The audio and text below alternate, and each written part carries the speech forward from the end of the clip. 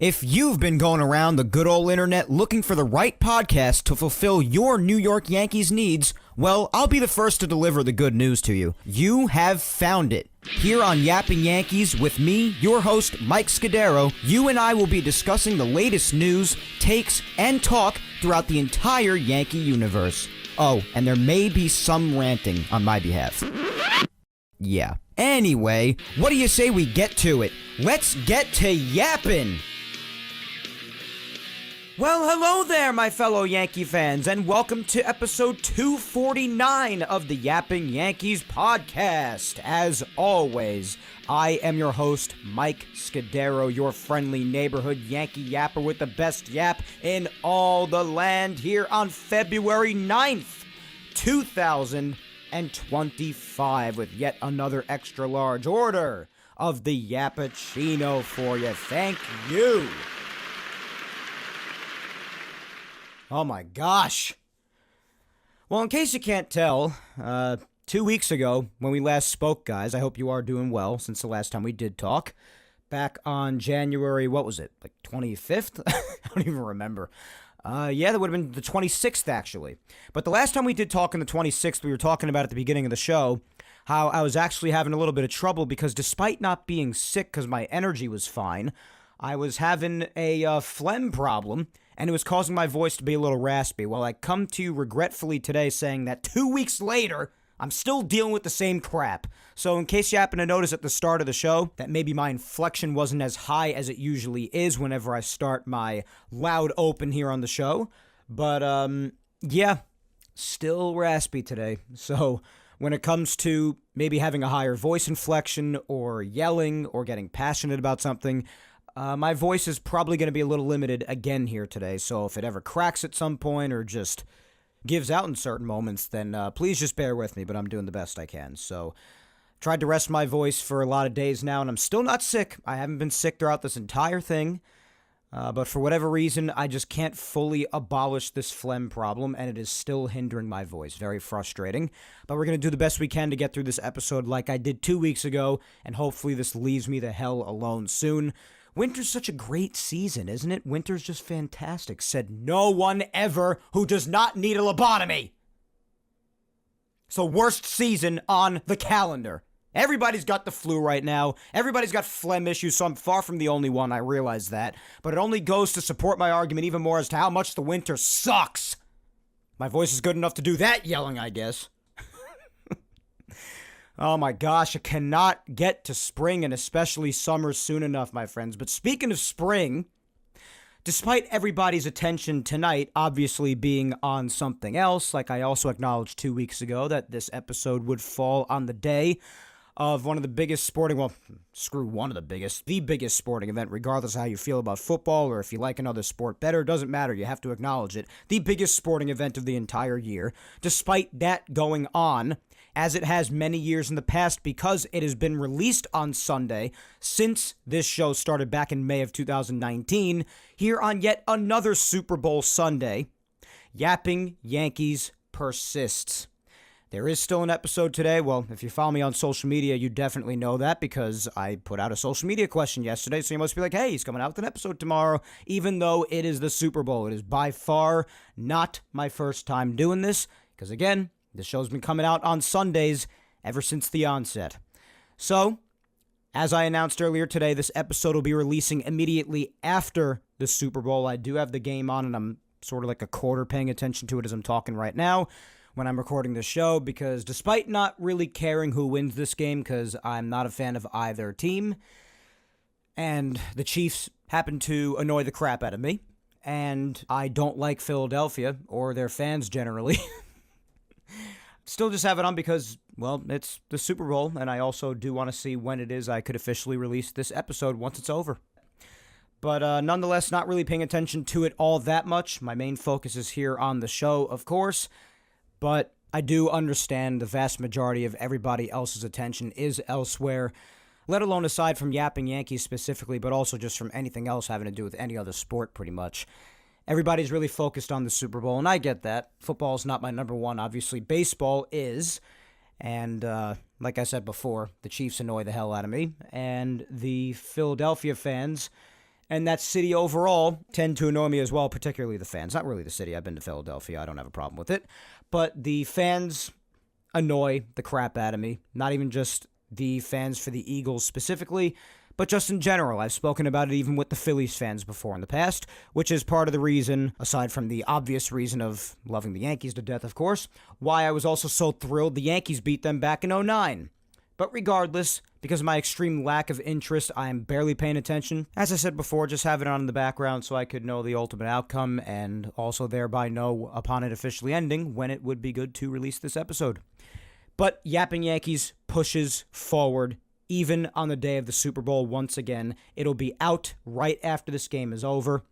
And I decided, because of how busy I usually am on Monday mornings, that I was not going to put it out tomorrow morning. I'll just put it out tonight. But I'm going to wait, even if this gets done before the game is over and I'm ready to release it right then and there, I'm going to wait until after the game is over.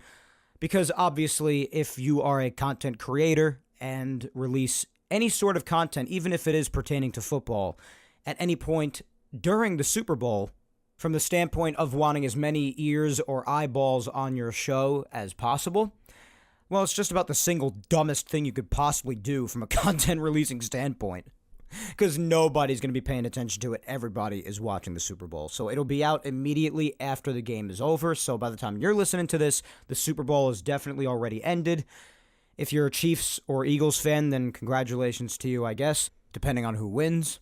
But nonetheless, speaking of what I said originally before, when it comes to spring not coming soon enough, after tonight, especially at the point when you're listening to the show, because it applies to you right now at this point you're listening, football is done.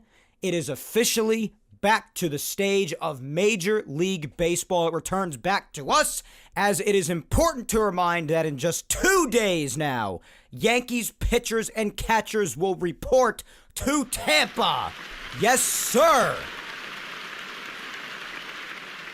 2 days till pitchers and catchers, 12 days until the first spring training game for the Yankees, and 46 days until opening day. This is where the fun begins. It's so funny because Yapping Yankees is helping me do what I usually always already do every single year, and that is being that obnoxious and insufferable douche in the eyes of a lot of football fans out there, being the first one on Twitter right after the Super Bowl is over, tweeting, "Baseball, it's your time again."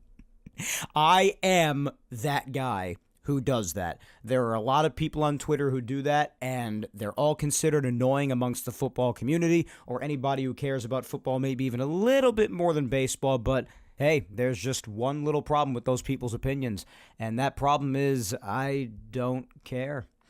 So we're doing that metaphorically once again here, releasing this episode right upon the Super Bowl being over tonight, just putting out and reiterating to the public that it is back to baseball, my friends. I cannot believe that we're here. At the end of the last episode a couple of weeks ago, I was even just saying to myself, when I had hit the stop button when I was finished with this recording a couple of weeks ago, I said to myself, I was like, wow, next time I'm in front of this microphone, pitchers and catchers, for the Yankees at least, and many others, it's usually a difference of a couple of days depending on who you root for, 1 day, 2 days, 3 days for teams, pitchers, and catchers reporting, but at least from the Yankees standpoint, next time I'm in front of this microphone, Yankees pitchers and catchers are going to be reporting to Tampa in 2 days.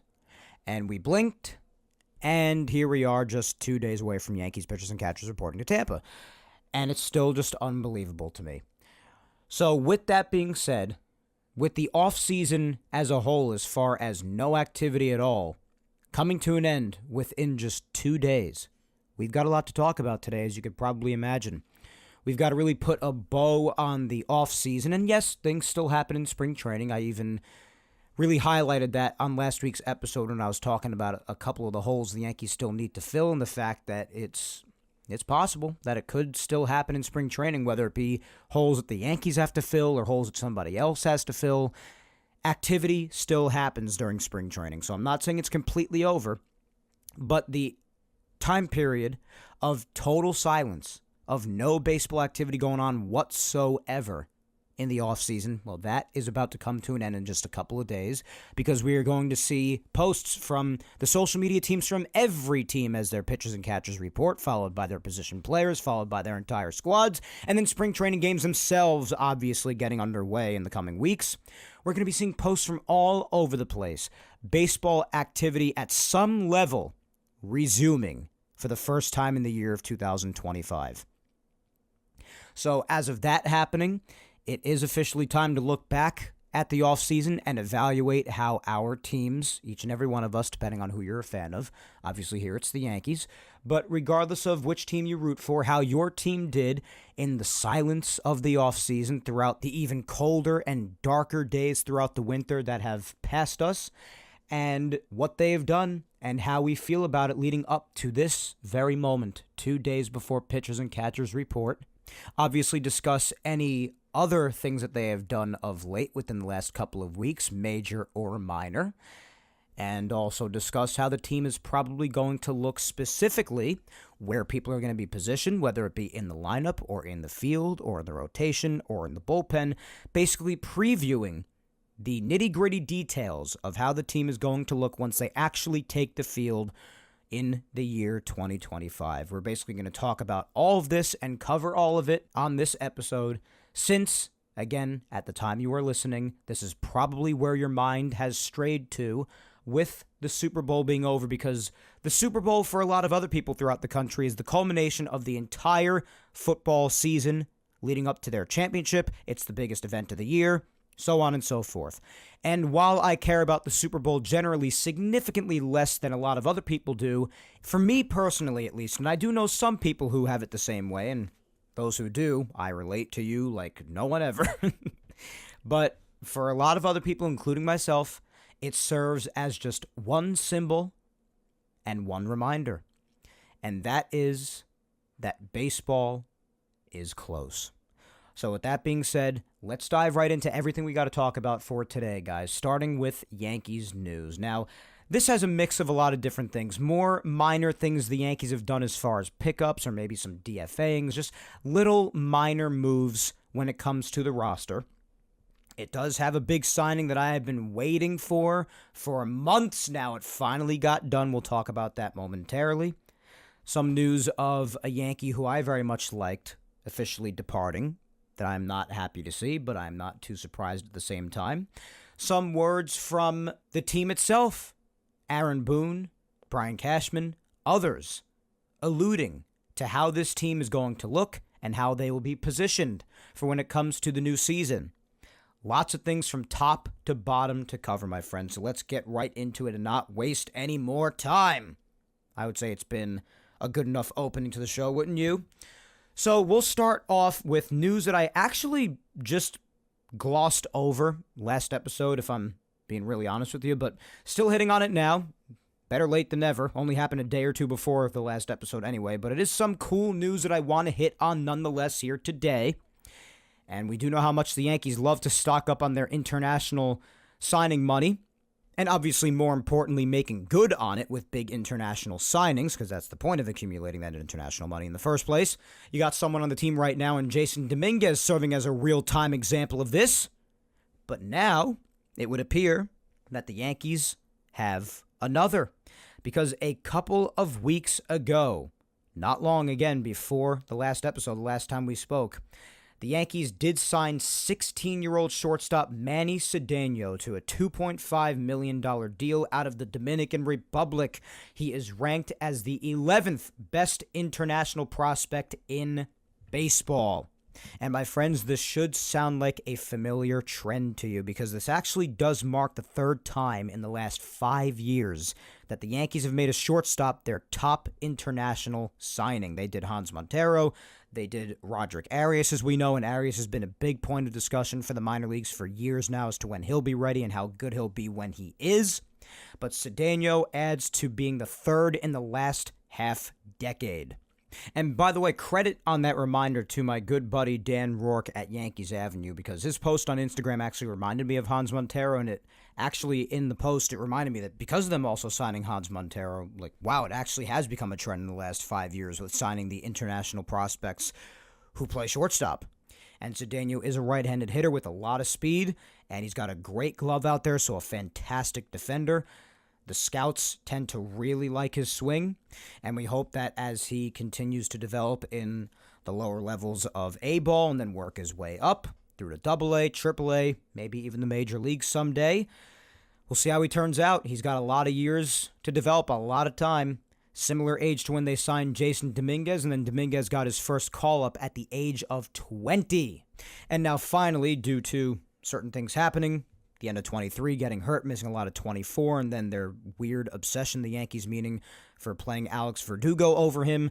Now in 2025, with all that riffraff done with Jason at age 22, his birthday actually just passed, happy belated birthday to Jason Dominguez, is finally getting his first, hopefully full, uninterrupted opportunity to take hold of left field for the Yankees in 2025 as a regular starter.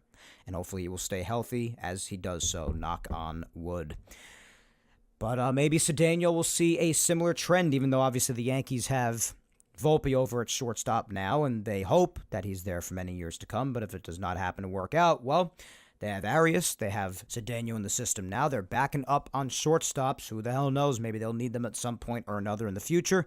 But for now, it's just cool to see the Yankees still making good with the international signing money that they're always acquiring, and you at least want to hear that they're doing good stuff with it and not just getting it for the hell of it. So that was another one. And they actually did also sign Ruben Castillo along with Manny Cedeno, and Castillo is the ranked 27th international prospect out of Dominican Republic as well, and he is a left-handed hitting outfielder who I'm told has a lot of power. So that should definitely be interesting as well. Yankees having that in their system if there is a need for an outfielder in the future. Well, the Yankees could have another really talented young outfielder in Castillo if he's needed, helping them out similarly to Jason Dominguez, even though there was definitely a lot more hype around Dominguez when he was first signed internationally. But again, it's still just good to keep piling up on those names for getting them in the system, making these international signings, and bulk up the system for the future in case these guys are ever needed, and their developing goes very well. Again, they are all very young, and they have plenty of time to do so. So I'm sure we will hear of their progress, especially if it is worthwhile, in the coming years. So I just wanted to mention that since I glossed over that, admittedly, on the episode 2 weeks ago. But also, something else that did actually come out just before the last episode, but I did not just gloss over this. I actually intentionally saved it until this episode since it is right before pitchers and catchers. I just felt the timing would be better when it comes to what we'll be seeing from the Yankees physically very shortly, because it is so close to happening, even closer now as opposed to 2 weeks ago. But the Yankees did announce on Friday the 24th, again, a couple of days before the last episode, the Yankees did announce their official coaching staff for the 2025 season. Obviously, managing, unfortunately, will be Aaron Boone still. Brad Ausmus is still the bench coach. Matt Blake is still, thankfully, the pitching coach. The bullpen coach is still Mike Harkey, as he has been for a very long time and should still be. The assistant pitching coach will be Preston Claiborne still. The hitting coach is still James Rosen. The assistant hitting coaches are Casey Dykes and Pat Rosler. The third base and outfield coach is still, unfortunately, highly unfortunately, Luis Rojas. The first base and infield coach and the director of the infield is Travis Chapman. And the Major League field coordinator and director of catching is Tanner Swanson. So that is Aaron Boone's entire coaching staff for 2025. A lot of familiar names coming back, mostly all of them. Honestly, the ones I'm most dissatisfied with are Aaron Boone himself and Luis Rojas. I'm very much not happy to see Luis Rojas back. I think he's a complete idiot down that third base line. But apparently they don't think that, so to hell with all of us who think that, right? And I do know there are a lot of us, but that is his entire coaching staff.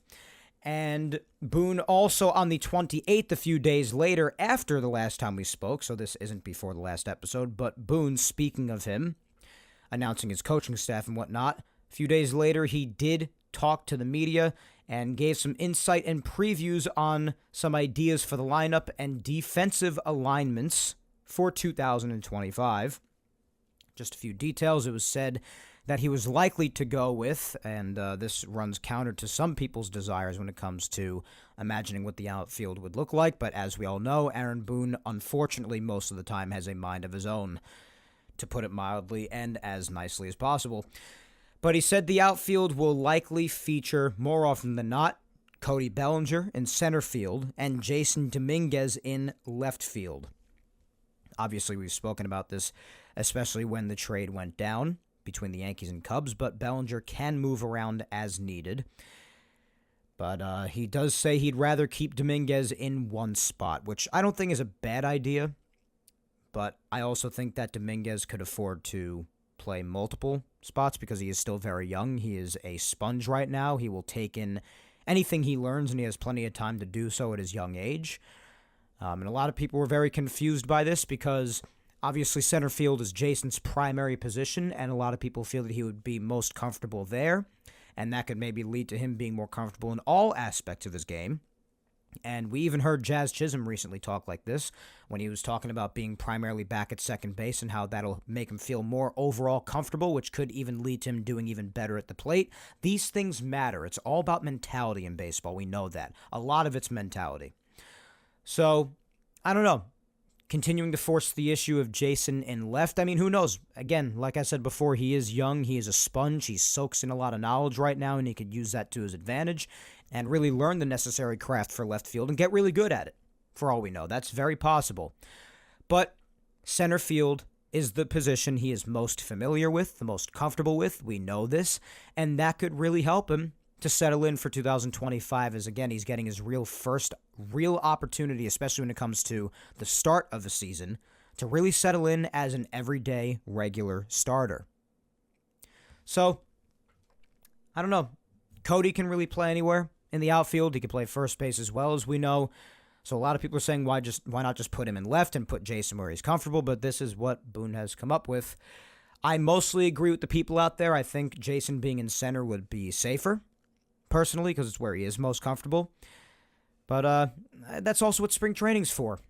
Put Jason out there in left field basically every single day. See what comes of it. See how comfortable he is. And you can also evaluate your decision and decide where he should play come the regular season based on that. You could use that as sort of a metric because they'll be in spring training for over a month. That's a lot of time to see how he looks out there. Hopefully they've been working with him all offseason long, leading up to spring training, to see to it that he gets as comfortable in left field as possible, if that's really your goal, to play him out there basically every day. But otherwise, we'll see. But that's what Boone said. Jason in left, Bellinger in center. I imagine that that's how it would be. But I cannot necessarily disagree with people who would rather Jason just be where he's most comfortable and most familiar in center and have Bellinger in left. But I don't know. We'll see. Maybe he will get really familiar with left and it'll work out. We do know that center field generally in baseball covers the most ground, but we all know how much real estate is out in Yankee Stadium left field. We'll just have to see what happens throughout spring training as well. That could be an indicator of things. But Boone also said that, as expected as well, and this is what I actually preferred, so I'm glad to see this, but he has Jazz Chisholm moving back to second base to his primary position.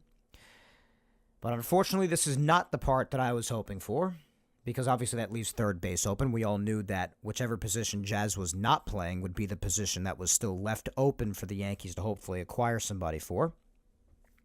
But this leaves third base open in that case. And when it comes to third base, it sounds like Oswaldo Cabrera, Oswald Peraza, and I can't believe they had the nerve to say this with a straight face and not just burst out in hysterical laughter at any point, but DJ LeMahieu, they're apparently competing for third base right now. That's actually incredible to me, that they actually had the nerve to say DJ LeMahieu. Listen, I know this guy's got a couple years left in his deal, and it's quite a bit of money to eat on one swoop. I get it, but you just can't have it.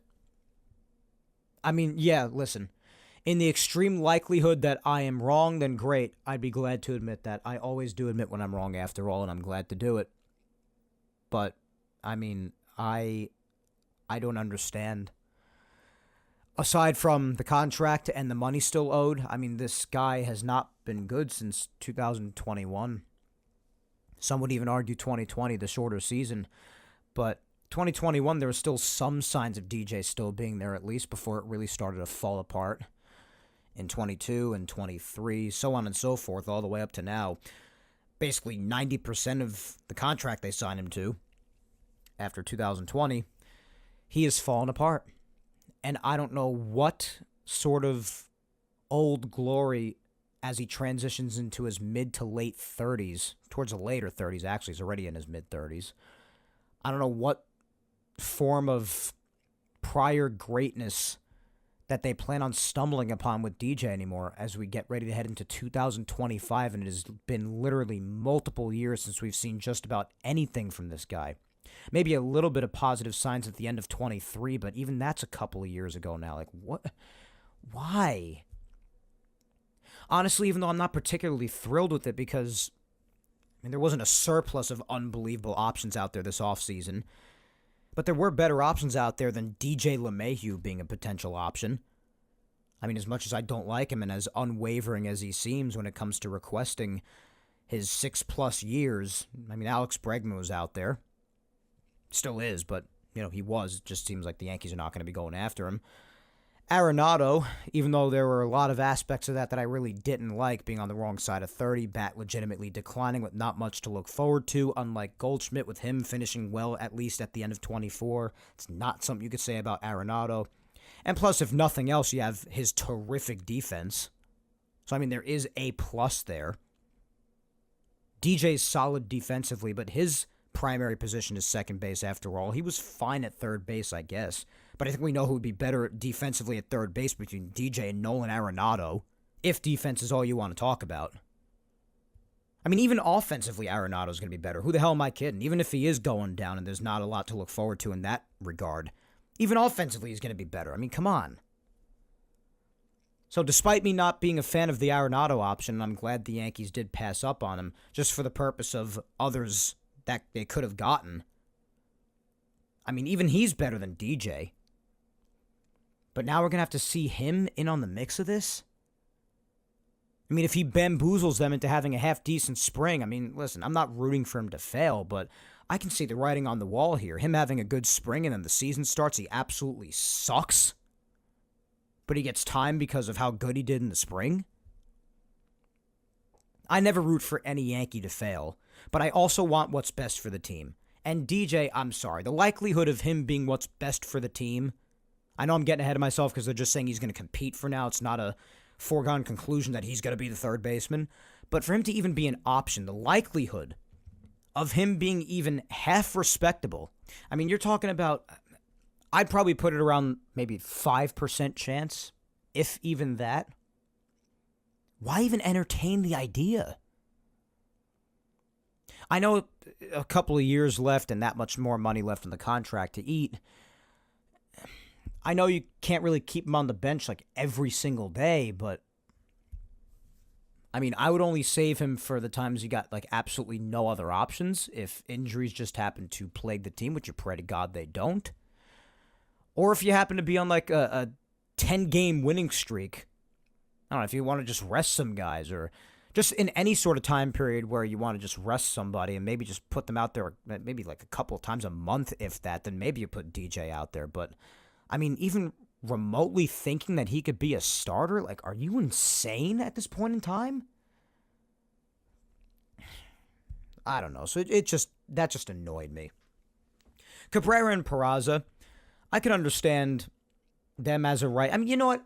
I'm going to stop being nice. I don't understand. I mean, whether it's Bregman or literally anybody else that you could have thought up, we all know that all the money that they saved after they missed out on Soto. But the money that they flashed that they were willing to spend for Soto, and the fact that they really haven't, and I know what their payroll's at already right now, I get that. But I just don't like making excuses for the Yankees, especially a Yankees team who saved an ungodly amount of money by not getting Soto. I know they did a very nice job otherwise covering up a lot of other positions. But the fact of the matter is, when it comes to the money that they saved with not getting Soto, they are spending maybe a fraction of what they saved. Couldn't come up with anything else in their brain trust over there. Whether it be Bregman or literally any other option. When it comes to another option like DJ especially. I mean, because we're being really honest right now. Listen, I've got no problem with Oswaldo Cabrera or Oswald Peraza. That's really what I meant before by saying I don't really have a problem with it. I don't have a problem with in the sense that I don't have an issue with either of them in particular. And I do think that they're talented kids, and I really hate how the Yankees have screwed over Peraza over the years. I've been very vocal about that for a long time now. It is also partially on him because he's missed a lot of time due to injury. But also just in general, particularly in Oswaldo Cabrera's case, I think these guys are fine ball players. But put in the lineup every single day, especially they're going to get exposed. Because especially again in Cabrera's case, Cabrera is best used as a super utility guy.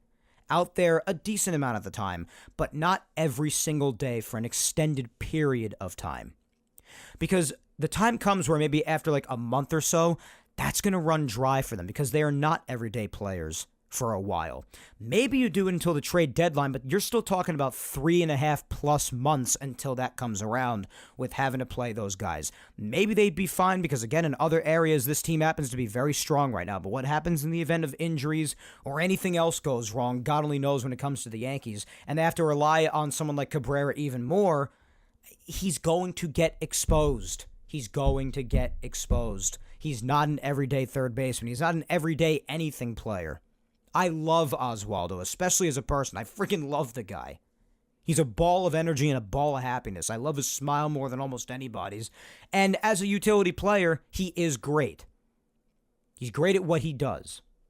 But we've seen what happens to him ultimately when he's put out every single day for an extended amount of time. He gets exposed. So I'm okay with it for maybe a month or so, but I have my worries about it if it's to last for a long time. Peraza has not proven that he could stay healthy for an extended period of time. And also the Yankees have done, in my opinion, irreparable damage to his development in the first place. They used to speak about once upon a time Volpe and him being in the middle infield. Well, they went a different way last year, leading into this year now with Jazz being on the team. So now Peraza is again relegated to competing for a spot after being hurt for a while and constantly being sent back down, brought back up, sent back down, brought back up, not knowing what the hell is going on. So you got those two and DJ LeMahieu, which speaks for himself, as if what I said before is not enough as well. So I'm not particularly thrilled about the third base situation right now. Not thrilled about it. Good news is that's really the only position. It is an important one. Third base is important. They call it the hot corner for a reason, and usually, offensively, third base is a massive point of offensive production. Not in this case, it would seem, at least as of right now. But that does appear to be the only remaining major hole on this Yankees team. And that'll lead me to, in a little bit, talking about the signing that I've wanted for months finally happening because I considered third base and that one at the time the two major remaining holes for me on this Yankee roster. The other one was done, so now third base remains. But not particularly thrilled about that, if I'm being really honest, guys. He also mentioned what could be of the leadoff spot. He said it's really between Jazz Chisholm and Jason Dominguez being possible leadoff options, but it doesn't necessarily have to be one guy, which is not surprising because Aaron Boone hates consistency, as we all know, whether it means lineup spots specifically or spots in the field, days off, hates consistency. We've known this for years about Aaron Boone, and that's a very frustrating aspect of the many frustrating aspects of his managing style. And I put managing in air quotes, obviously. But that's the deal with that. Probably going to be seeing Jazz or Jason in there more often than not. I personally think Jazz because he has had a lot of leadoff experience in his career. So he has a degree of comfort there, on top of being back in a position where he has a lot of comfort, back at his primary position at second base. I would say, why not overwhelm him with comfort so that it inspires him to play even better? So in that case, put Jazz back at leadoff like he did a lot of times with the Marlins, why don't you? And he also did mention that Everson Pereira, old name thrown out there, he was definitely seen in the outfield a couple of years ago, if you recall, from the minors, but then he got elbow surgery, apparently a newer modification of Tommy John surgery, so doesn't have to miss as much time. Doesn't have to miss as much time, obviously, as a pitcher typically does in itself because he is an outfielder at the end of the day, but even quicker because of this newer sort of Tommy John from what I heard some time ago. But Boone said that even he could be a factor in the outfield, which is kind of weird because you're going to want to see Dominguez, Bellinger, and Judge out there basically the entire time. So again, unless injuries are a factor, which you hope to God they're not, where is he going to fit in there exactly?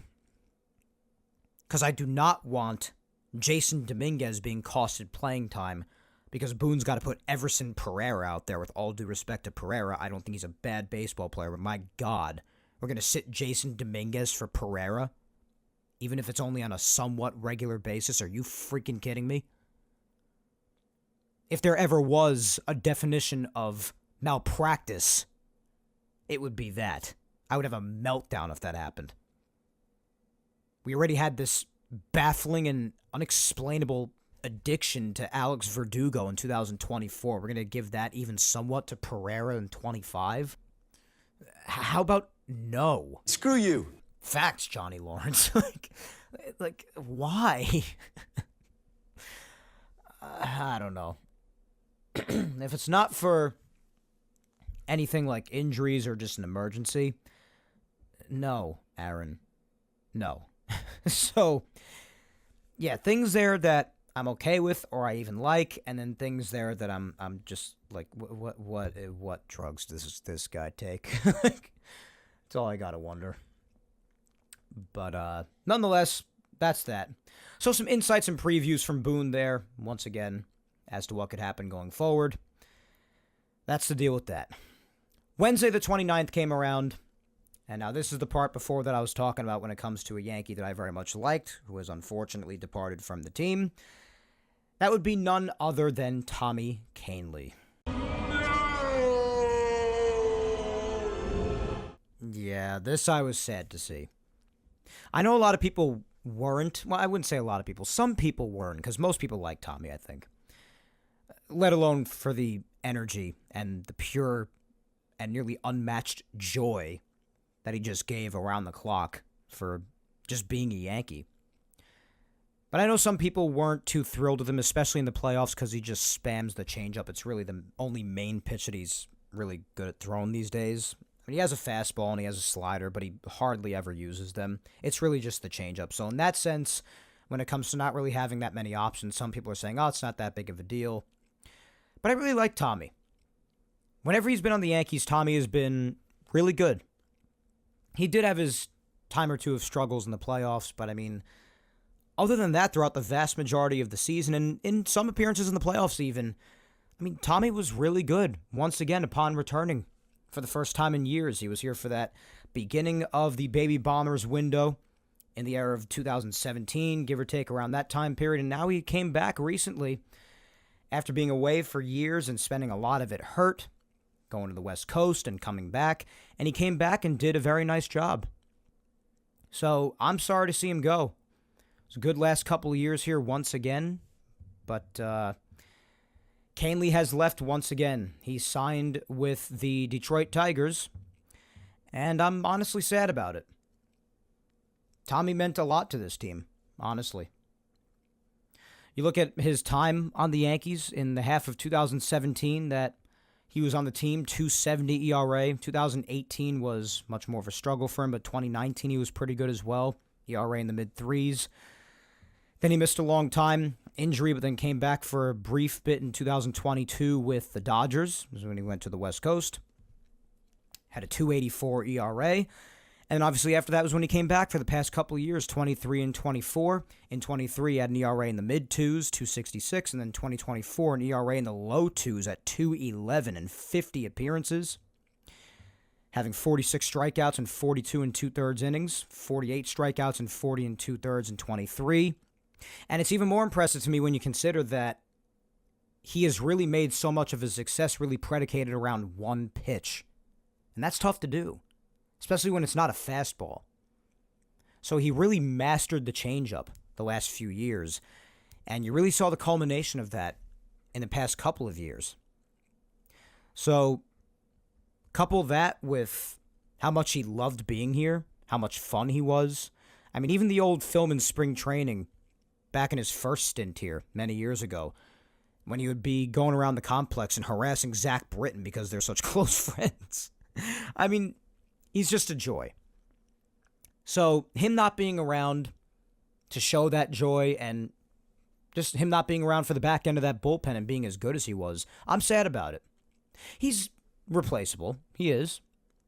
But I like Tommy a lot. I like him.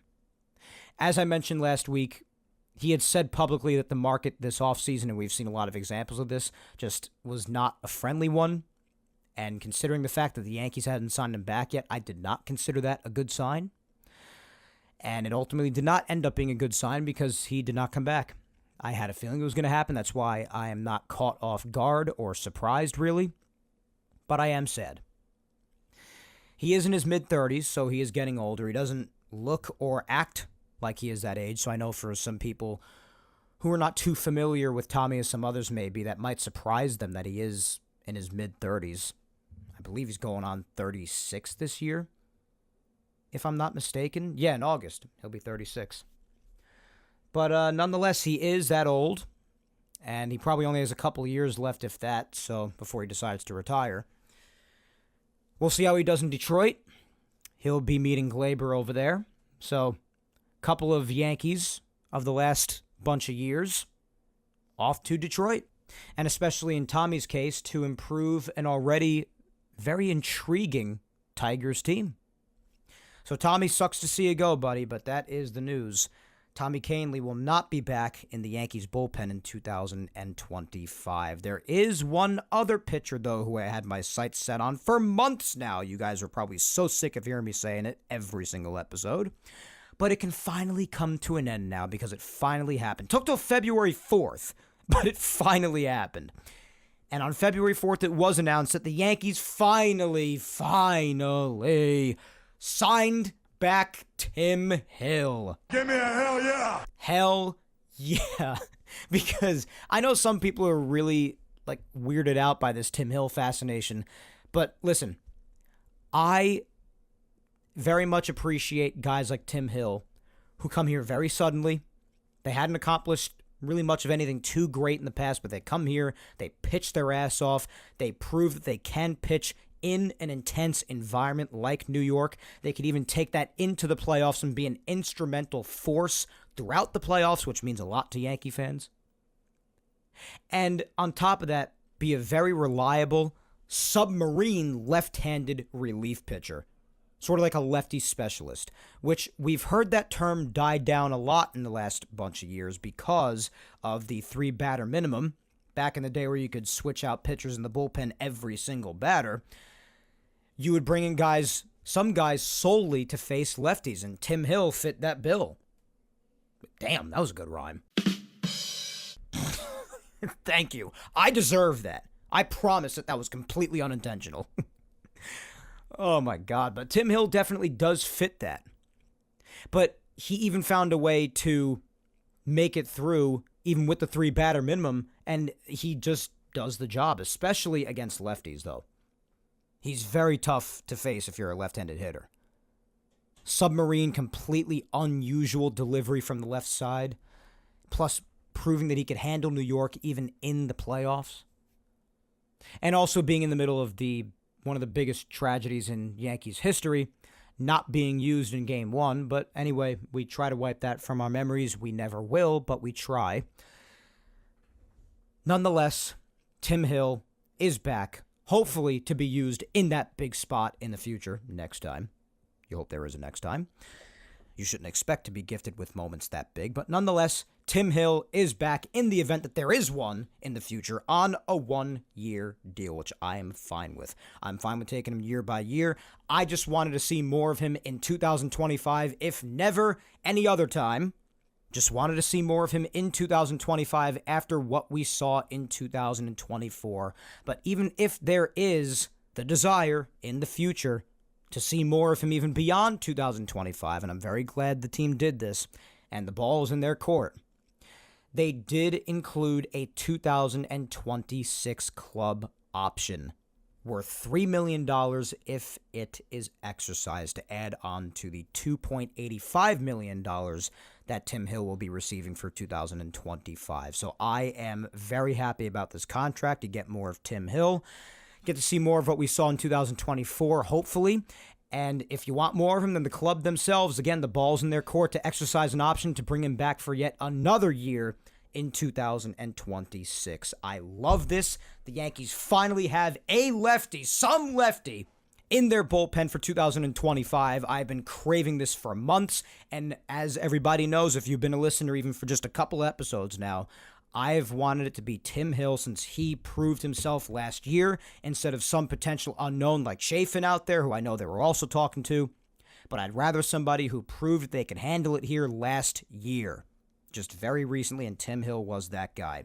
So finally adding the lefty necessary for the bullpen, and maybe even calling upon another from within or externally before the season starts or at some point throughout the season or at the deadline or whatever. With Tim Hill being back, we have the bullpen officially set. So this appears to be what the Yankees are heading into 2025 with as far as their bullpen. This could change as spring training goes along, obviously. This could change if an injury is to strike or if the Yankees make any other moves. But as of right now, give or take maybe a name or two, this is what you should expect to see from the Yankees bullpen. Names like Clayton Beeter, who I'm very excited to see. We did not get to see nearly as much of him in 2024 as I had hoped, whether it be due to injury or just non-use. But Clayton Beeter, Scott Efros, who I am very skeptical about. It was years that went by before we saw him pitch after the Yankees acquired him at the 2022 trade deadline. And then they gave him a shot when he first came back, finally, at the end of last year, and he was pretty bad. So very curious to see how he is after a winter of rest and rejuvenation, see how he is in a fresh new year. Jake Cousins should be returning. Mark Leiter Jr., since that arbitration case was settled, the Yankees did end up getting him back. Ian Hamilton should be returning. Tim Hill, obviously. Fernando Cruz, the Cincinnati Reds pickup. And then the final big three-headed monster at the back end of that bullpen that I cannot wait to see, just so long as my boy Johnny Lowe stays healthy for once in his life. Johnny Lowe, Luke Weaver, and Devin Williams. Newly acquired Devin Williams, as we know, from this winter in that Nestor Cortez trade with the Brewers, that I still cannot believe happened, if I'm being really honest. So really, really cool stuff there. The bullpen is shaping up to look really good. The Yankee bullpen is usually good every single year for a long time now, so it's not a major concern of mine. I wouldn't hate it if they added yet another lefty, but as of right now, I think it's terrific already. I think it's pretty damn good. Pretty good. So you factor that in with how the starting rotation looks, with Garrett Cole, Max Fried, Carlos Rodon, Luis Gil, Clark Schmidt. The pitching's in pretty good shape, guys. I've said it for some weeks now, but even more so now that Tim Hill is back. Again, sucks to see Kahnle go, but Tim Hill is back. I did say that of the two, the one who I would really pay more attention to and would rather back, despite how much I like Kahnle, would be Tim Hill. That is exactly how it ended up shaping out here. And we ride. Speaking of pitching, though, the Yankees did make another pitching move outside of just signing Tim Hill back, and it was a surprise to some people. It was a bit of a surprise to me, too, but really looking into it and seeing what it was really about, I don't have a problem with it. The Yankees did sign Carlos Carrasco to a minor league deal. Now, some people did have a problem with this because Carrasco, for a lot of years now, he's just been on the decline. He's never really been a fantastic pitcher, and especially recently, he's been pretty friggin' bad. Between being hurt and then when he's not hurt, he's putting up ERAs in the mid to high fives or even worse. Doesn't strike much of anybody out, and he just doesn't have good stuff. But this is a minor league deal. Like I said a couple of weeks ago with a lot more of minor moves that the Yankees did, and I'm saying it again now, and I said it a lot in the past, minor league deals are minor league deals. It's nothing to go crazy about. They're minor league deals. It's very possible that you don't even see them for the entire year. And if they're not needed, then you won't see them for the entire year. And in that case, it's completely fine. This is strictly for pitching depth. That much is obvious. You will not see Carlos Carrasco like a lot of those other names we've spoken about in recent weeks when the Yankees have made their minor moves, whether it be waiver pickups or maybe other signings to minor league deals. Regardless of what it is, you're not going to see a lot of these guys unless this team needs them in absolute emergencies, just in the event that everything falls apart. You're likely not going to see any of them. And I include Carlos Carrasco in that, unless the starting rotation absolutely falls apart and they desperately need to turn to any arm that they could possibly go to, then you might see Carlos Carrasco. So I'm not flipping out about this. Obviously, if he is on the Major League roster, then something has gone horribly wrong, and I will not be happy. But if everything's going okay, and they could go to just about anybody better than him, you're not going to see him. So that's really that. I don't have a problem with that. It's strictly for depth. I'm okay with it. So Carrasco is now in the Yankees minor league system in the event that they desperately need him. But on the subject of doing other smaller things, on Thursday the 6th, some more minor moves took place, some roster shifting and whatnot. They claimed infielder Braden Shoemake off waivers from Kansas City. Then the Yankees also claimed right-handed pitcher Owen White off waivers from the Reds.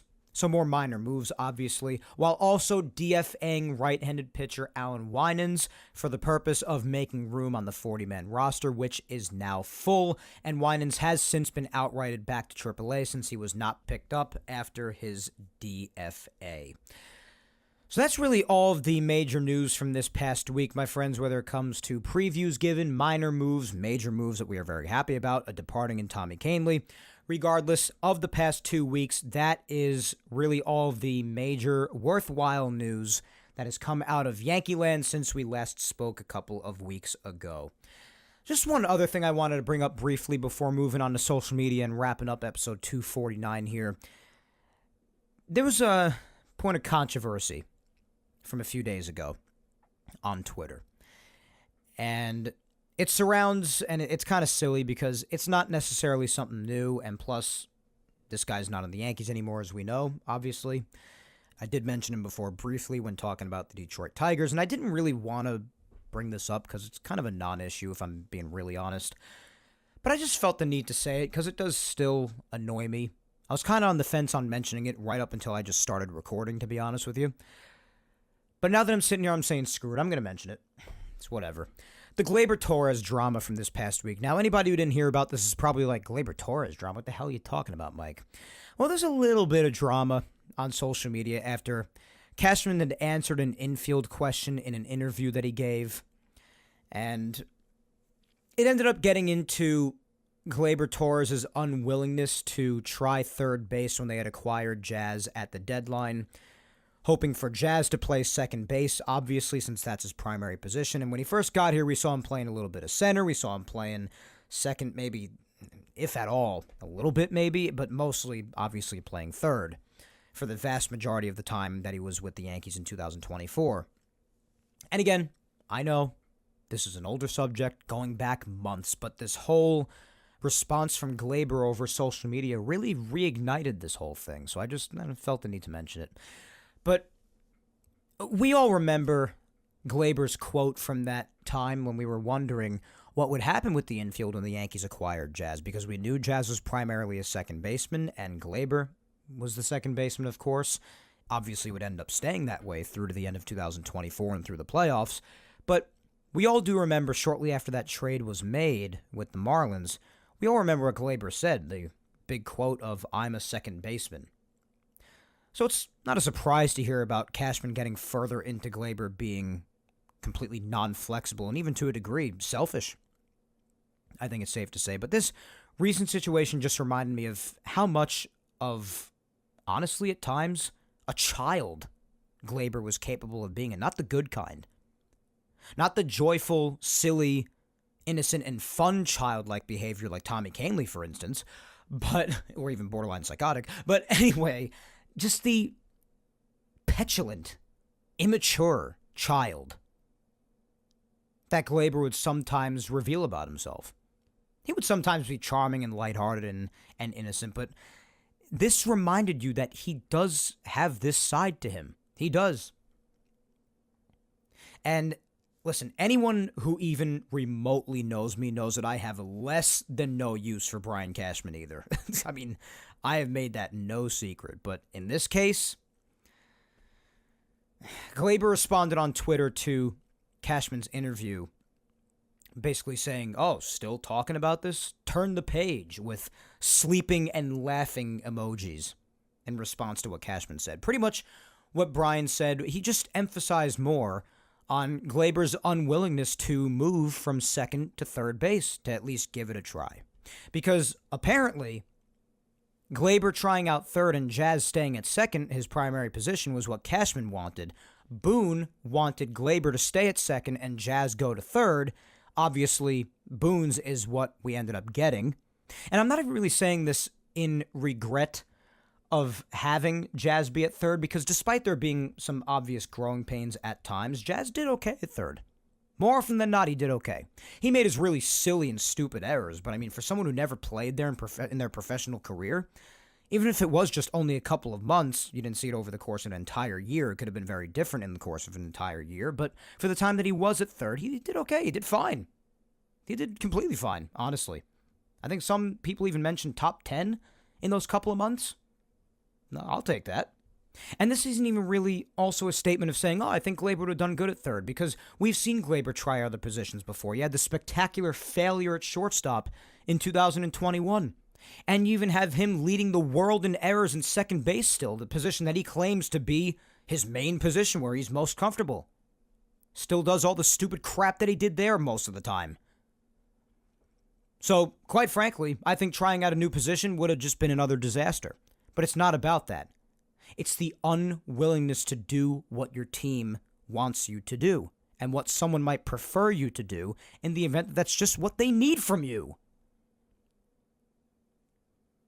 So Brian was really just talking about that, not really attacking Gleyber at all, but he was saying, oh, I would have preferred Gleyber trying third base and Jazz being at second where he's most comfortable.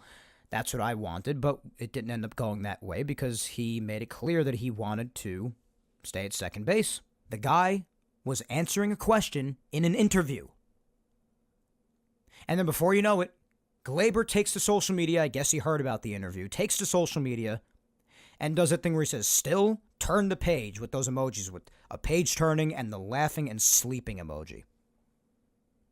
That's real mature, Gleyber. Good to see you're still acting like a 3-year-old. I mean, is that really the only response you got for being exposed once again for being a crap teammate?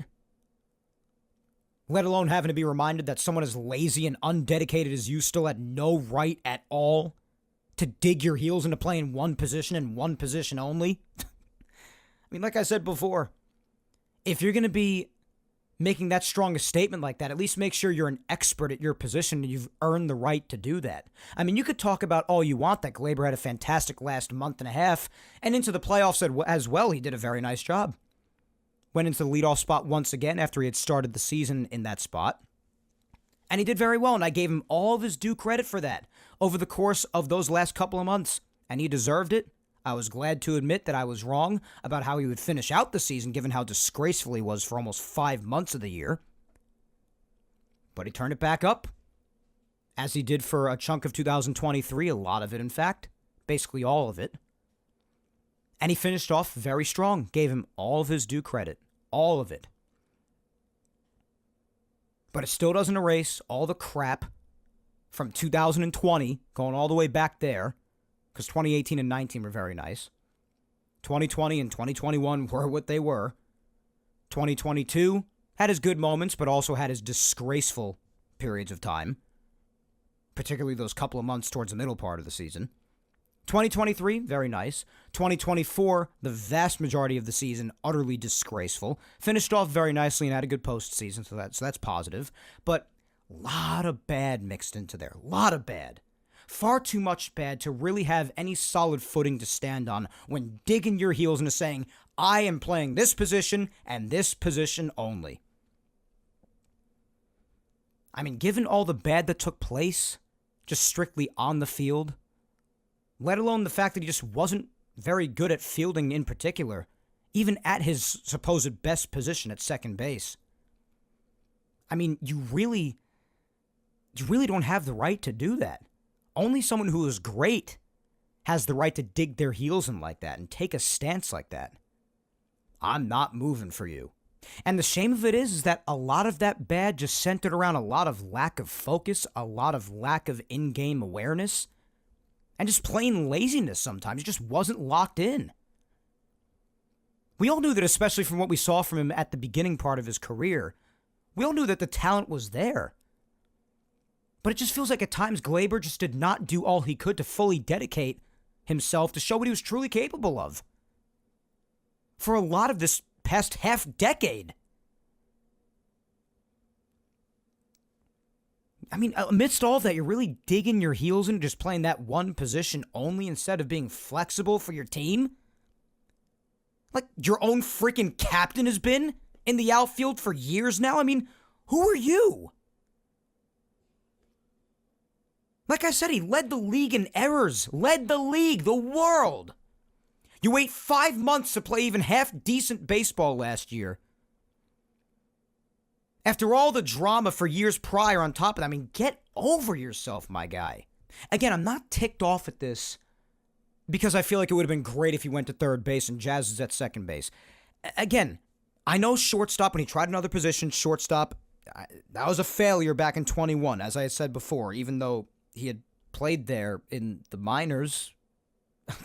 So, I mean, the chances of him trying another position and having that work out, especially something as intense as third base, not very likely that works out, but who knows what could have happened if you just moved there like the team needed you to. Again, particularly because of the trial at shortstop in 21, I think it would have failed, but like I said, it's not the point. And that's also definitely, and I have to be very frank about this too, taking the heat off Gleyber a little bit, just in the interest of full disclosure and full fairness. It's also completely the fault of the Yankees from a roster managing standpoint and just managing internally. Just malpractice going on here, not wanting to hurt somebody's feelings and also acquiring somebody at a position that's already locked up in your eyes. I mean, the Yankees showed so much faith in Gleyber Torres, and they go out and get somebody who they wanted to put at second base and disrupt that and have someone have to play out of position because of that. It's also just completely more mismanagement on the Yankees' behalf. That's completely true, too. They just seem to get hard-ons for playing guys out of position. So, in the interest of full fairness, again, completely the Yankees' fault in this instance, too, but again, the very reason, the foundation of being ticked off about something like this, to not even try to be a team player on Gleyber's end when your team just needs something from you. And now you're mad that Cashman just re-exposed that when answering a question in an interview that he was doing. And make a response about it on social media, saying like, turn the page. Maybe you should take your own advice about turning that page, kiddo. Because since you felt the need to even entertain a response to this, that kind of shows me that you yourself clearly are still at least a little bit bitter about it too. A little bit. I mean, otherwise you would have just let it roll off your shoulders, right? That's kind of what we all do when we just don't care about something, or we don't even care to dignify it with a response. Just let it roll off your shoulders. But he felt the need to go on social media and publicly reply to that after going to a new team? I mean, regardless, though, I don't want to be rude, but I'm still just so glad, honestly. And I said this right after he had signed with the Tigers, but I'll say it here again. I'm still just so glad, and that this allows me to reiterate it today, this whole situation, that Gleyber's immaturity, in this case and in many others, and just laziness and lack of dedication and lack of flexibility and wanting to be a team player, I'm just so glad that I could continue to say now that that is the Tigers' problem. That is Detroit's issue now. Multiple years too late, if you ask me. Everyone knows I wanted this guy gone back in like 2021-ish. I was just completely turned off by the abysmal trials at shortstop that led to unreliability and lack of mental fortitude by him all the way back then. That would just continue to spiral over the years in my eyes, and spiral it did, unfortunately. But better late than never, I guess. They clearly had no interest in bringing him back. Again, he's the Tigers' problem now. But better late than never, I guess. I'm just glad he's gone. I really am. Again, I appreciated everything he did towards the end of the season and into the playoffs, but like I said, and I'm honest with it, throughout the beginning part of the offseason, I said that I feel that Gleyber deserves to at least get a qualifying offer. They didn't even give him that much, and that's what really shouted out to me that they are not going to get him back. And of course, I would ultimately be correct. Because I did feel that he should have gotten the opportunity to come back for at least 1 year because of how he ended off. But I said anything beyond that, and if he doesn't have any interest in that, then just let him go. Because I did say that after the playoffs were done, especially if they're not going to do the qualifying offer route, just shake his hand and be like, listen, Gleyber, we really appreciate everything you did in this last month, but best of luck. So that is what ended up being the case. We don't have to deal with the mental mistakes anymore. And seeing Gleyber off was part of the improvement to basic fundamentals of this team that I've been talking about for months now. So I'm just glad that those lack of awareness, lazy, and mental issues, the Tigers can deal with that now. It's not our problem anymore. So that did tick me off a little bit, just seeing him bite back at Cashman like that. Even though, yes, I do still blame Cashman and the Yankees to a degree for that entire situation, having to put themselves in that instance to begin with, again, in the interest of full honesty. It's not all on Gleyber, nearly all that much, but I didn't like the lack of flexibility then. I don't like it now, and I don't like that he still has something to say about it and bite back at Cashman simply for answering an interview question. Trust me, I can't stand Cashman either. We all know that here. If you're a regular listener or a regular fan of mine, we know that I can't stand the guy. I'm not looking to defend him, but Gleyber acted like an immature fool in this case. I'm sorry. If you're a Gleyber person and you don't like what I have to say about this, I mean, you don't have to like it. It's whatever. We all have different opinions on certain things, but I thought Gleyber acted like a 3-year-old here. Sorry. He just did not have to answer back and act like he does not care about what Cashman or the Yankees have to say about this situation or anything else, when clearly he does. Otherwise, he wouldn't even feel the need to dignify it with a response. It's just pretty immature, if you ask me. So, like I said before, best of luck on the Tigers, my guy. Thanks again for everything you did in the last month or two. But best of luck. Otherwise, glad you're gone, and we don't have to deal with your crap anymore. So, that's really the deal with that, guys. Just wanted to mention that for a little bit, because I just wanted to address it. Didn't make me happy. That's all for Yankees news, though. Jesus Christ. Oh, my gosh. Leave me alone, Flem. Ugh. Quiet! All right, Johnny Lawrence, I will be soon. Let's go to social media. Jeez. Open-ended question for you on today's episode, like we have had for basically the entire offseason.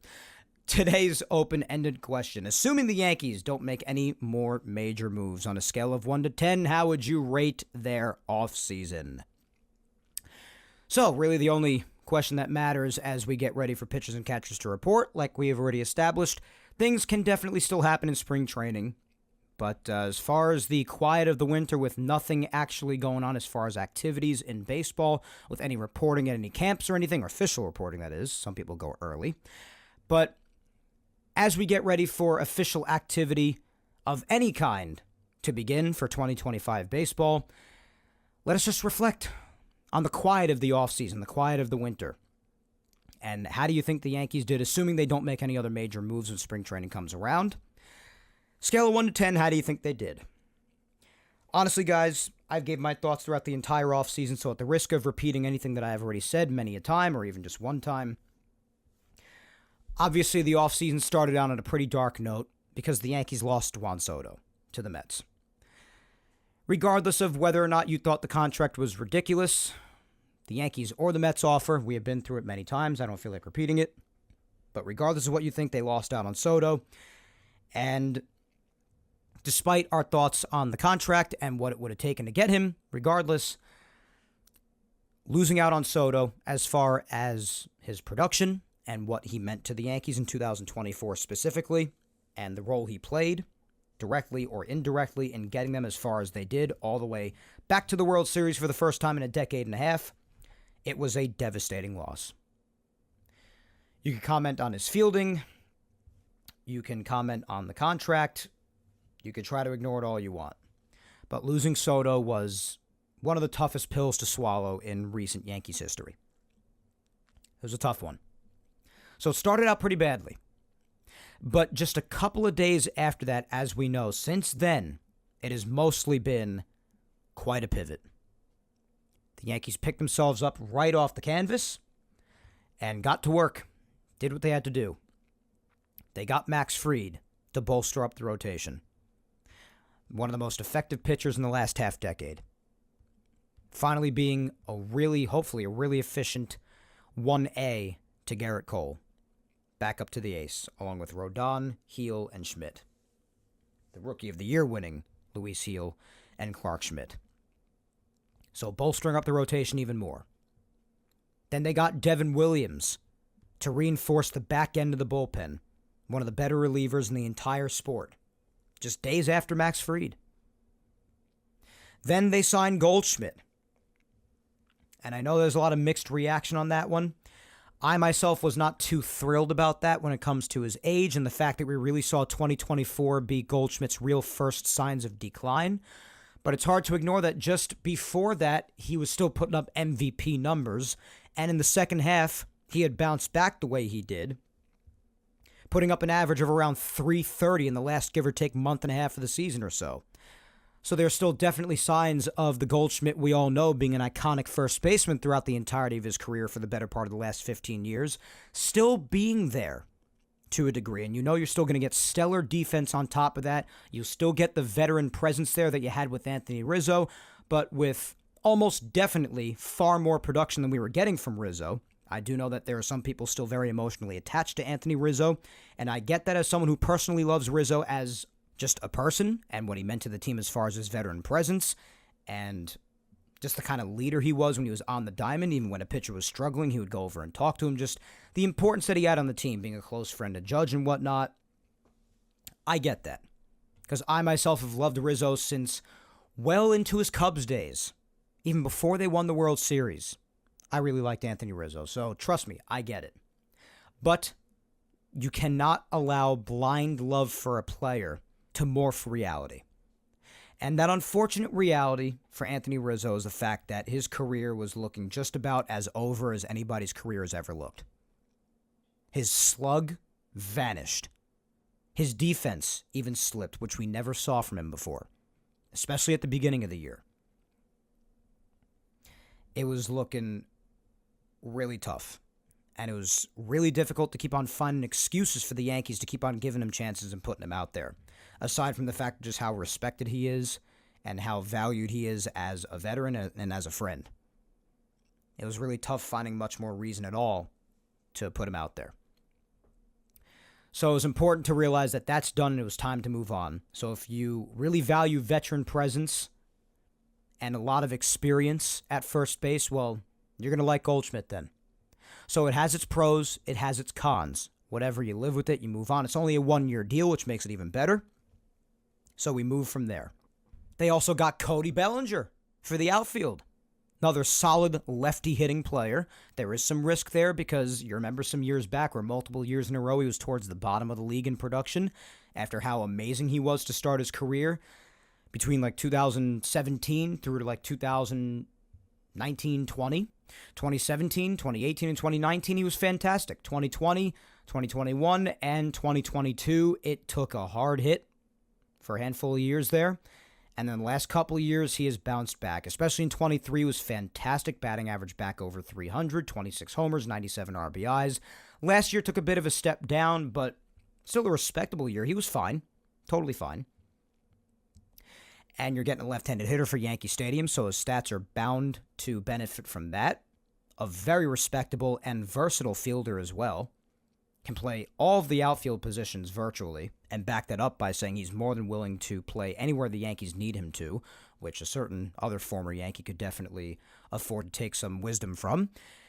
But he's willing to do that and even play first base if needed, even though it seems pretty covered when it comes to Paul Goldschmidt and even a possible platooning option like Ben Rice. But he said he would even do that if need be. But they got him, versatile, really effective fielder, left-handed hitter at Yankee Stadium. good friends with Judge, good friends with a lot of the guys. Excited to be a Yankee, especially because his father, Clay Bellinger, was a Yankee at one point, so he's got history in the family there. And it's not like he's locked up contractually long-term either, so that works out fine as well. So it's good to have Cody here. Ought to have a very good presence. I think he'll make a really good Yankee as well. You ever have those Yankees where you have a really good feeling just about the player? Cody's one of those.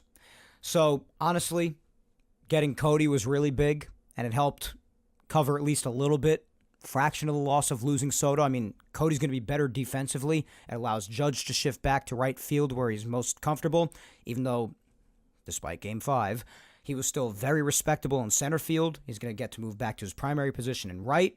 You have Bellinger out there. You have Dominguez finally getting to start every day as well, so a more solid outfield. You took care of first base with Goldschmidt. You have Jazz moving back to his primary position at second. Volpe still at short. You got Austin Wells behind the plate, bolstered up starting rotation. Bullpen helped with also signing back Tim Hill a few days ago, which I was hounding them to do for months now because I was saying they still need a lefty.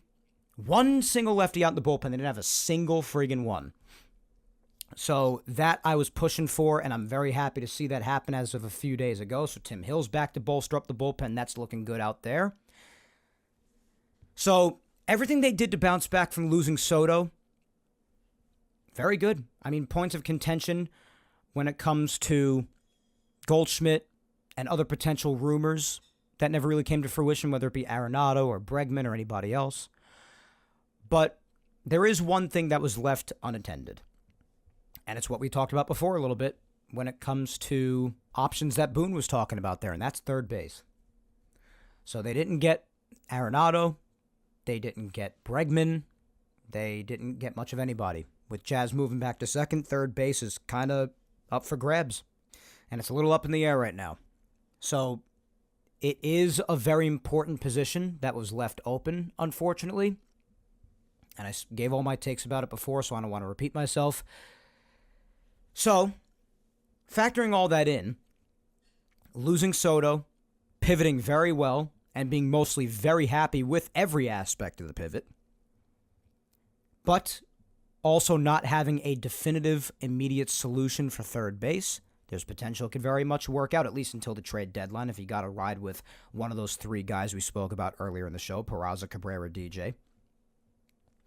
But third base being an uncertainty with the money they saved, with not getting Soto, I don't think it's very excusable, to be honest. I just don't. But they did a lot of good as well. So you factor in all of that. On a scale of 1 to 10, I'm finding myself between a 7 and a 7.5. I think that'd be pretty good. I mean, an argument could be made for 8. I think it'd get me up to like a B- if you were to do a letter grade. And an 80 is pretty much what a B- would be. You know what? I'll be a little bit nicer. I'll be between 7.5 and 8. So a C plus B- on the offseason. If they would have gotten at least a competent regular third baseman, it would easily be at least an 8 or a B-, in other words. So that's where I'm landing. I would say either it's between a 7.5 and an 8. That's where I am. It'd be a lot higher if they got a third baseman, but that's where I'm at. They also made a lot of good moves and signed some depth. I mean, whether or not you have any use for the depth, whether it be waiver pickups, minor league deals, whatever. But I also thought that they did a very good job at letting certain negative aspects of the team go as well. And that might push me more towards an 8. But, I mean, guys like Gleyber being gone. Yes, he did have a good last month or so, yes. But there's a lot of bad there, too, that you're not going to miss, admittedly so.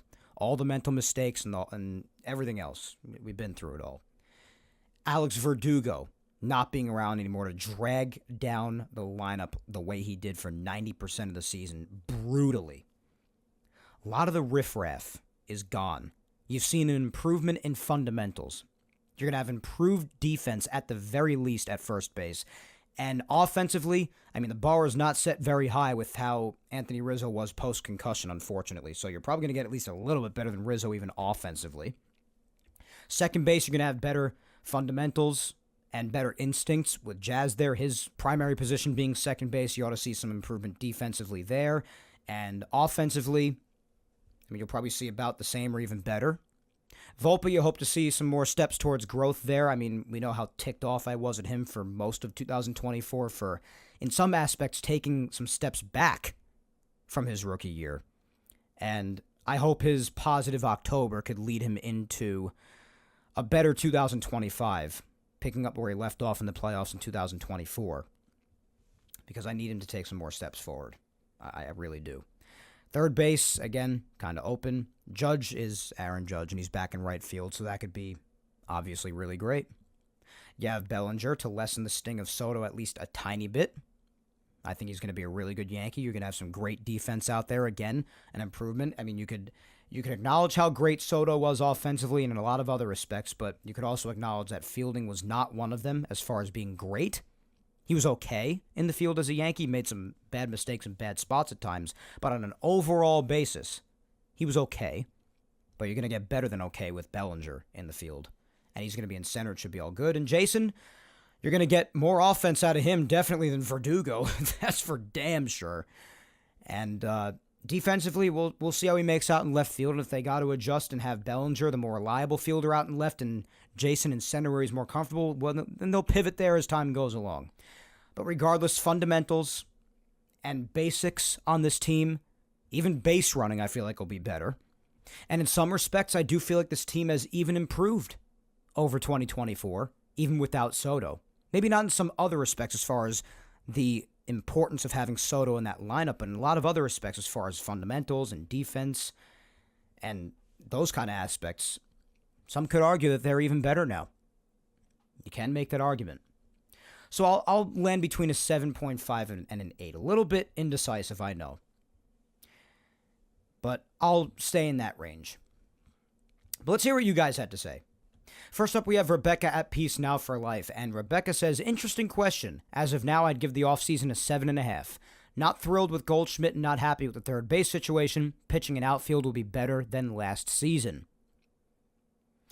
That's very fair, and that's more or less where I'm at, Rebecca. Yeah, I'm landing around the same grade. I see pros and cons with Goldschmidt, so I understand that, and definitely not happy about third base. Especially when it comes to hearing that DJ is in the mix to compete. I'm just not happy about that at all. Cabrera and Peraza, I'm happier to hear about them, but I also don't feel like they could be a solution for even months because I think they'll get exposed, but I'd love to be wrong about that, but it's mainly just frustration in hearing that DJ will be competing. Again, I know there's a lot out there with the money left, and there's still a couple of years left, but still.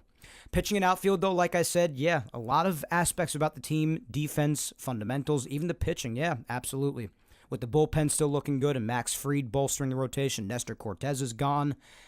There's a lot of aspects about both of those categories on the team definitely being better. I completely agree. So I'm landing around the same grade. I think when all's said and done, that's a good landing spot.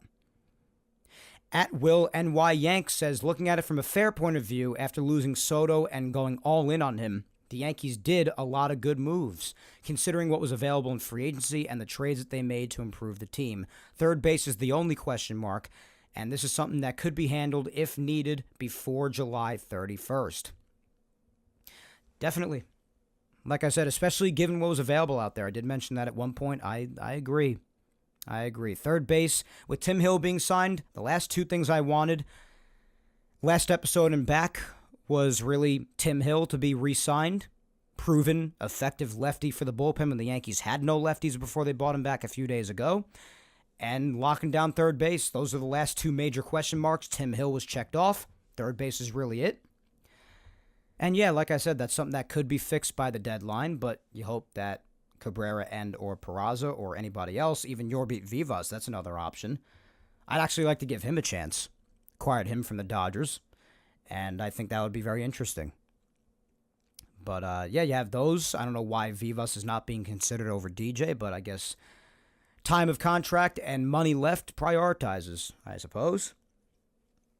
But nonetheless, you hope that whoever it is, you hope they can carry them through to the trade deadline and they don't get beyond exposed at third base. That's what you hope for. So, At Laura underscore Icemont, my friend Laura says, I'd say 7.5, like some of the other viewers had mentioned. We did decent for pitching and outfield, but I'm concerned about how third base will be handled, especially if DJ gets injured again or slumps big time. Yeah, hearing DJ has me so disheartened. It really does. I don't know. So I agree with that. Pitching and outfield, like we've said, absolutely, definitely improved. Yeah, I don't know. They also weren't able to trade Stroman as of yet, which is very interesting because Stroman has really, between unfollowing the Yankees from what I understand and being a little weird on social media again lately, which we know he has the habit of doing, it's a little weird that the Yankees have not been able to get rid of him as of yet. I mean, a trade could still always happen. I know they want to offload him mostly for payroll purposes, and hopefully that could open things up for another potential move at some point during spring training. But they weren't able to do that as of yet. And also because of the way that he looked in the second half, like he's had the habit of doing for some years now. He just collapses in the second half of the year. Little awkward, though, with how it was made public, which I never think it's a smart tactic to have it go public that you're kind of actively looking to get rid of the guy. And then you don't end up doing it. He's just like stuck there. But nonetheless, weren't able to get rid of him. That's kind of not great. But we'll see if that could still happen going forward. So that and third base. Yeah, I know. I mean, only having one hole to fill left really could be worse. But hearing DJ's name in any respect these days just makes me uneasy. At Crusaders BBNY says 7.5. All right, so getting a lot of 7.5s. At Lee underscore W18 also says 7.5. Love the pitching and defense upgrade. I'd be fine with Ozzy at third base, but something will happen there. All right. Happen now or happen later? I don't know. We'll see. At Par4 Tom says B+. Well, I did say number grade, but okay. So I'll guess it's like between an 8.5 and a 9. So it's a pretty high grade. Okay. At JT Kirkman WF says 3. On the other hand, oh my God. That's a little harsh. I wouldn't give them a 3. Especially with how they've bounced back after devastatingly losing Soto. I think they deserve more than a 3. At Musician DMD, my good buddy Spencer. Spence, I hope you are doing well, my man. Spencer says 8. Despite the obvious holes, the Yankees successfully rebounded in the wake of the Soto sweepstakes. Compared to our AL East rivals, the Yankees still look like the team to beat, enhancing the rotation, and Penn can't be denied. Looking forward to Fried, Devin Williams, and Tim Hill working together. Things look promising going into spring training. I think the Yankees fans should feel optimistic, although it's understandable they would feel more optimistic if the infield was complete and left field was more certain. Well, yeah, you're going to get the offense from Jason and left. I'm not worried about that. But yeah, the defense, I mean, we'll see. I mean, again, hopefully they've been working with him at it for a long time now. That's all you could really hope for. But otherwise, yeah, it's really third base. That's the thing on everybody's mind, as it is on mine and has been for months. At Traffic VTL says 6. Okay, it's not too much lower than mine. At DB Yankees 1 says 7. Pitching moves were excellent. Bellinger, a good addition. Goldschmidt, likely better than Rizzo. Yeah, I agree. Bar, again, isn't set very high, but yeah. Third base is unacceptable. Plenty of guys were available. To go with DJ and Cabrera speaks to the organization, valuing tax thresholds more than fielding the best team possible. Yeah, like I said before, third base is not very excusable, so I'm inclined to agree with that. I really said all I had to say on that. At Gallag War says 6. All right, so another 6 we got there. At Yankees Giants 29 says pitching and bullpen is better, defense is better. 8.5. Yeah, there you go. That's another strong one. At Rifleman Chuck says 8. We've got a few 8s here. At John Bofa 5 says a 5 at best. Still a gaping hole at third. We need another arm in the pen. And why the hell is DJ still on this team? Well, he's still on this team because there's quite a bit of money to eat. And I know nobody's having sympathy on the Yankees, and it's hard to disagree with that. But that's why he's still here, because of the amount of years left in his deal and the money. So, yeah, that contract turned out to be a doozy, didn't it? I was all for it. I couldn't have been more wrong, but 2019 and 2020 were what they were. What can I tell you? But, yeah, third base, still no good. And another arm in the pen. I mean, aside from maybe getting another lefty, and the bullpen looks pretty damn good to me. I don't know. I don't know if I agree with that. And well, I do know. I really don't agree with that. And DJ, yeah, well, that pertains to third. So I think 5's a little low though. At Cult of Baseball says, gotta say 6 to 7.5. Getting Cole another co-starter in the rotation is huge when you don't know what Rodon or Stroman will look like any given day.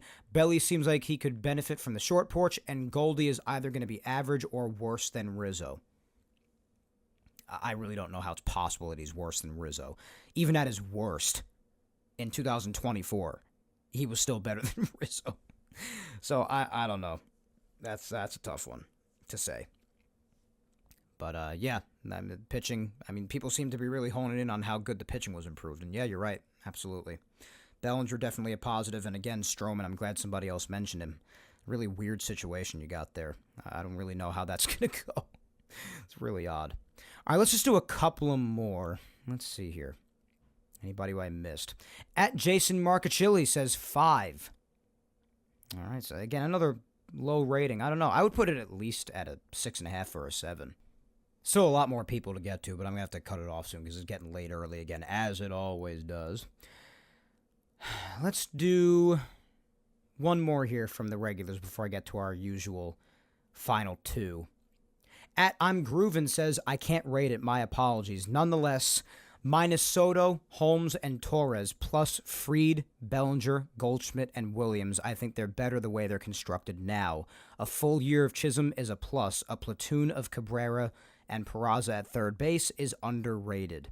Judge back in right field is a plus, and no way Dominguez is worse than Verdugo.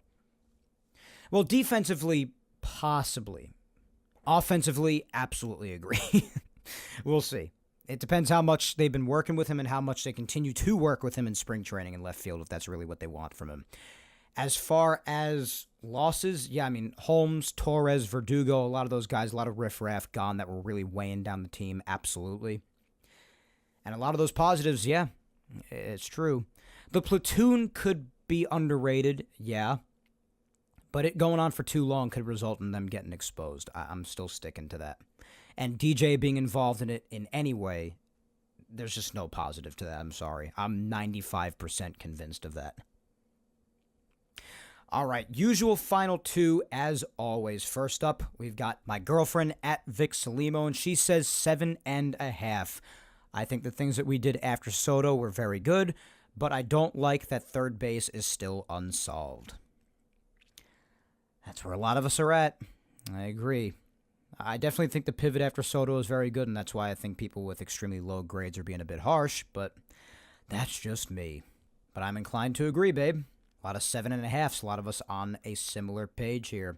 Last but certainly not least is my mom at Julia Gina Scudero, and she says, hi, Mike. Hey, Mom. Our last podcast before spring training. Hell yes. Well, I actually think we have a better team than we had last year with Soto, honestly. We were an incomplete team last year, even with a great hitter like Soto. We had dead bats and bad fielding. I'm feeling confident with our pitching for sure. This is a better team, 100%. I don't want to see players like DJ at all, though. Enough of the dead wood. I hope our hitters hit and our pitchers kill it. I'll give a score of 8.5. Would have liked a few more amazing hitters, but a good third baseman would make me happy and fulfill that. I would like Bregman. Let's see what happens. All right. A lot of similar feelings here, I would say, in this social media open-ended question this week. Some varying opinions, and I like that. I like to see some differing thoughts.